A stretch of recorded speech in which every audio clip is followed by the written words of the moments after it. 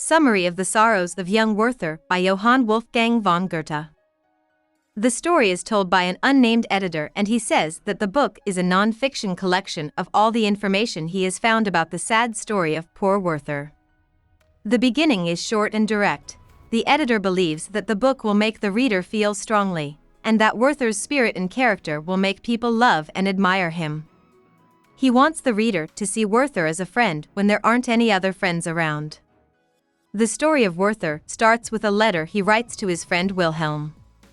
Valuer talks about how happy he is in the small place he just moved to without giving it a name. Werther doesn't like the town proper, but he thinks the farmland, especially the trees, is beautiful and feels like he's discovering nature for the first time. By the time he writes his next letter, 6 days later, the place has completely taken over his life. In his happiness, he says that he hasn't been studying as much as he should have because the beauty around him makes the books seem inadequate. In the next letter, Werther tells Wilhelm not to send the books from home that he had asked for, since he won't need them. Werther is already in love with the beauty of his new home, and he also feels at ease with the people in the town. He feels bad that men of his social class look down on peasant life, and he paints Wilhelm a picture of a nearly perfect way of life. He says that peasants live simply and close to the earth. Werther starts to forget some of the better manners he used to have, just like he starts to forget what he learned in school. He often sits around fireplaces and jokes or dances in a rough way. But if he can keep from thinking about how wrong these acts are, he has a great time. In his next letter, he says outright that he thinks the life of a peasant is better than his own. After a few days, Werther finds the town of Walheim, which is only an hour's drive from his house. He feels much more at ease there than in the small town where he currently lives. Werther can read and drink coffee in comfort at an inn in Walheim. There are also beautiful country scenes nearby that he can draw. Reading and drawing were hobbies Werther had put aside in favor of just enjoying nature, but Walheim makes him want to get back to these activities. At first, he doesn't think the place is a good fit for him because he loves both the simple life of the peasants and his learned, highbrow ways. Werther doesn't say anything for 2 weeks after sending a letter about a farmer lad's lost love for his boss, the widow. He tells Wilhelm in his next letter that he hasn't been able to write because he met a woman in Walheim named Lotte. He calls her perfection itself and says that the word angel doesn't do her justice.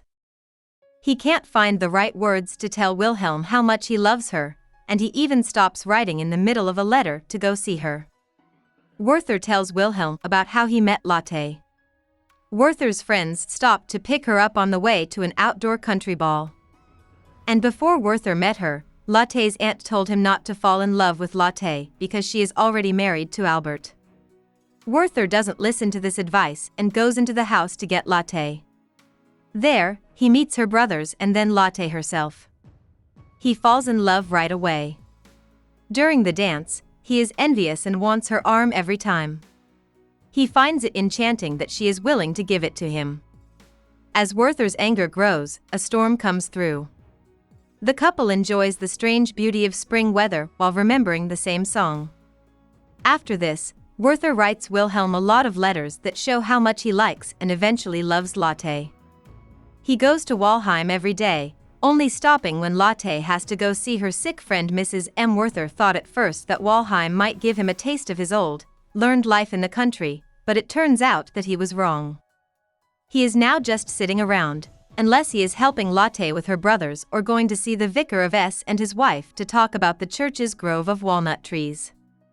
While Lotte's fiancé Albert is out of town on business, Werther grows more possessive of her. He tells Wilhelm that it hurts him when Lotte looks at other people in the train or while they are talking. Werther's anger gets out of hand, and you can see it in the way his letters to Wilhelm get shorter and less focused.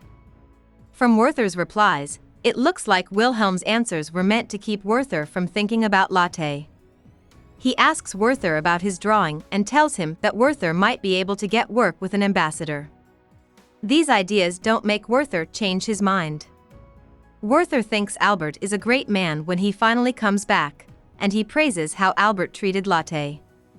Because of this, Werther decides to stop looking for Lotte and stay away from Walheim, even though he is clearly depressed and acting crazy, which scares Lotte and turns Albert off.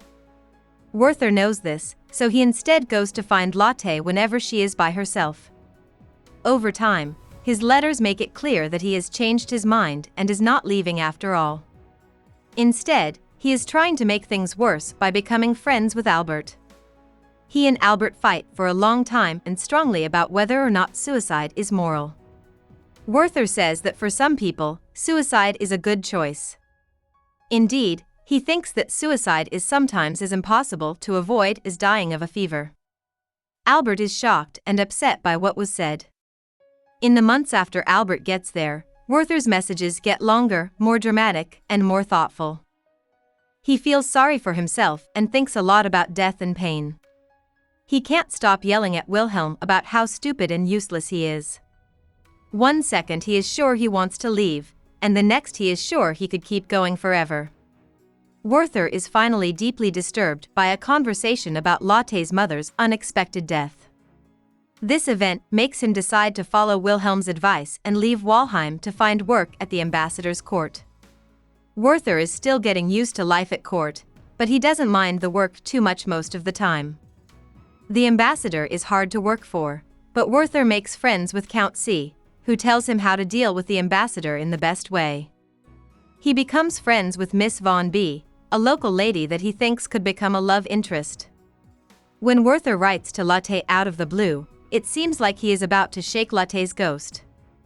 After that, his madness comes back and his work becomes unbearable. Once he heard from Albert that he and Lotte were finally married, his desire to run away grew even stronger. Werther quits his job after the Count's noble friends make fun of him at a party because they think he is too lowborn to hang out with them. He goes on trips for a while, but he always comes back to Walheim and Lotte. The world there is different from what he remembers of it. The widow likes the farmer lad, but she let him go because he tried to rape her. Werther feels sorry for the lad, not the widow. Werther thinks about how the farmer lad must feel about the new helper because the widow has hired one. He remembers how he felt about Albert. The vicar and his wife loved those trees very much. There are no more trees left. Werther and Lotte will always remember the times they spent there. Werther meets Heinrich one day. Heinrich turns out to be very crazy. The next day, Werther says that Heinrich went crazy because he loved Lotte but didn't get any love in return. He doesn't say how he knows this, though, and it seems unlikely. Instead, the mania in his own letters is getting close to being crazy. As time goes on, the editor has to step in and fill in the blanks left by Werther's few letters. The farmer lad killed the widow, and Werther told Albert that the boy was right to do what he did.